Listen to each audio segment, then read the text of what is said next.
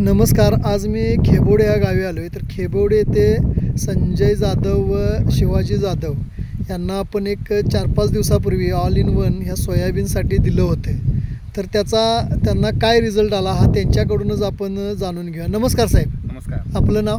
संजय जाधव राहणार. तुम्हाला जे मी ऑल इन वन जे दिले ते 4 दिवसापूर्वी दिलं होतं.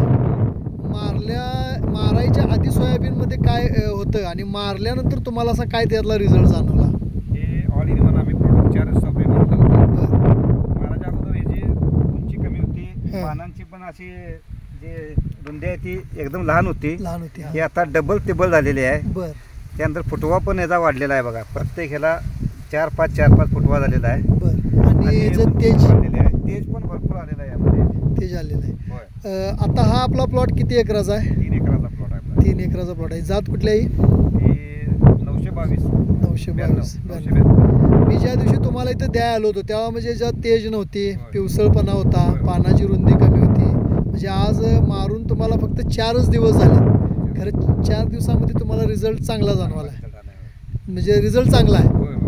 बरं, आता मला सांगा ह्याच्यामध्ये जे पानाचं तेज आहे हे पहिल्यापेक्षा आता त्यात फरक आहे का? फरक आहे.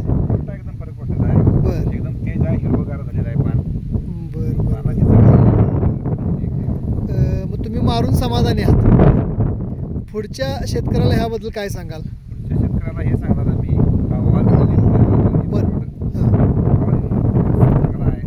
चांगला आहे, प्रत्येकानं वापरावा.